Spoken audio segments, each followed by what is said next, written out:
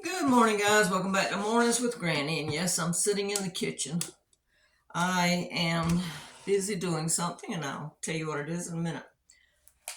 I received some mail. Let me get it right here from Richard, and Richard is in Delaware. Thank you, Richard. I was hoping I would hear from you. And my daughter came by the other day and brought me some coffee. Remember, I told you she went to Israel, so she brought me some coffee beans. So I'm going to grind those up and give them a try. I'm sitting here right now, like I said, in my kitchen, drinking some tea. Why am I in the kitchen? Well, let me tell you a story first. Let's see if I can get you adjusted a little bit better. We used to have an Eskimo Spitz. Pretty white, fluffy dog, about twice the size of Gizmo. We had got her as a puppy because the people that had her were mean to the puppies and the mom. So we got the Eskimo Spitz. She was a comical dog, funny dog, smart dog, funny. And I have laughed and laughed at that dog, as with Gizmo. They make you laugh, they make you cry, they make you mad, just like a kid. And so anyway, the neighbors next door to us had a lab, big old dog. And her name was Haley. Our dog's name was TJ. And there was a chain link fence between us. We both had fenced in yards. And those dogs would play together. They would get beside each other and they'd be talking through the fence, and then they'd start running, run. One run down, one run back, and one run down, one run back. And they'd just play and play till they got tired. Well, TJ had an old shoe, and she had dug enough area up under the fence that she would hold that shoe in her mouth and she'd run with it and play with it and chew on it. And then she'd toss it under the fence or slide it under the fence with her nose and give it to Haley. And then Haley would take the shoe and run back and forth. And then Haley would pass it back. They would share. And one day, the lady that owned Haley came out to give Haley a dog bone. And Haley took hers and dropped it out of her mouth on the ground and sat there looking at the lady. And the lady finally realized that Haley wanted her to give TJ a bone, so she passed one through the fence to TJ. And once TJ got hers, then Haley picked hers up, but she wanted to share with TJ. And we also had a cat. We had a screened-in porch where we lived, and we had a couple of female cats. And we would feed the cat out on the porch. At that time, we were down to one cat that time. And because the other one had died, that's right. But anyway, I'm trying to remember which cat it was that we still had. We still had Patches. That was her name, Patches, because she was different colors. And so we would feed her out there on the porch. Well, there was a cat that was living in the woods beside us, and she had kittens. You'd see the kittens come out every once in a while. And I watched Patches one day. We'd leave the screen door open a little bit for her to go in and out. And I watched that mama cat come up on the top step. And Patches went over and got some food in her mouth and took it over there and dropped it in front of that cat. And the cat picked it up and took it over there and gave it to the kittens that were waiting at the edge of the woods. They shared. You learn a lot by watching animals. My point to being in the kitchen is it's time for our annual food drive. Every year, our telephone company has food drive. And if you have the receipt and you go in the grocery store and you spend $10, take them the receipt, they'll give you $20 off of your bill, or you can pick somebody else and take $20 off of their bills. And I have done that before and use it as a Christmas present for someone. For example, I take $10 worth of food in, give them the receipt, and tell them to take $20 off my mom's bill, and that would be part of her Christmas present.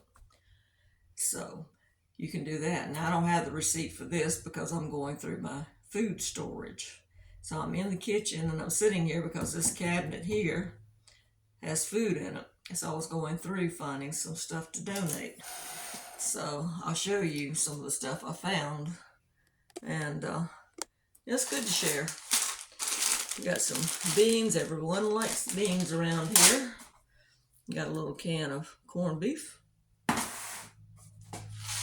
Some rice-a-roni. green beans, some pork and beans. And I bought these. They had them on clearance. I think they were $1.78 at Food Lion. And then potatoes. Peanut butter. I get these to take camping. And nori, you know, I bought a bunch of those. Some ham to season the beans with. They had these, a ham on sale at Food Lion for 99 cents a pack. This is seasoned, actually a couple pounds of beans. And then we have some baked beans. Remember the soup I bought on clearance? I think it was, what, $1.24 for 4. And the candy, of course, that I bought. And then we have some drinks that I got. These were 79 cents. I got a couple of packs of them. They're okay. If you like sparkling water, they're okay. But anyway, I'm going to take that. No, I don't have the receipt, but that's okay. Doesn't matter. You know, if we would all take the time to look at our cabinets, I'm sure we could find at least one thing to share. It doesn't have to be with the food bank. It doesn't have to be with the blessing box. It doesn't have to be at the food drive. Maybe your neighbor needs it. Maybe a friend needs it. We all have cans that we push to the back of the shelf. Like, I'll give you an example. Let's see. This, for example. I used to love this when I was a kid.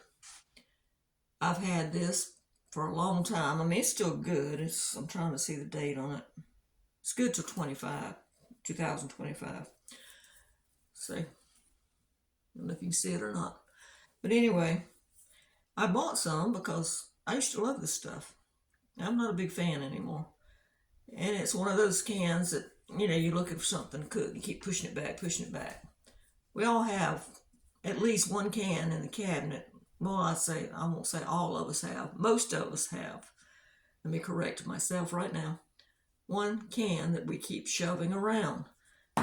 Donate it. Let someone else enjoy it. So that's what I'm doing today. And if I can get a hold of my busy aunt, she was here yesterday to pick up her stuff. If I can get a hold of her, I hope to go see her quilt that she's working on. This is the, I think, 3rd quilt that she's doing in the last, I want to say 2 months, maybe 3 months. She did I think it was a queen size. I might be wrong, but I think it was queen size. Then she did a baby quilt for someone. The lady had already started, and my aunt finished it up for her. And then she's working on one that my 92-year-old aunt had made the top for. So they've got it set up working on that. So I'd like to go see it. And no, she doesn't do quilts for anyone else, because people have asked me, will she make a quilt? I'll pay her. No, she helped that lady out because the lady had started it but didn't know how to finish it, from my understanding. So anyway, this is what I'm doing today. Taking this and go see my aunt. It's supposed to rain today, so I figured it'd be a good day for visiting. Alright guys, I hope you'll give this a thumbs up and subscribe if you haven't subscribed, and share if you can. Share. If you need something, don't hesitate to ask.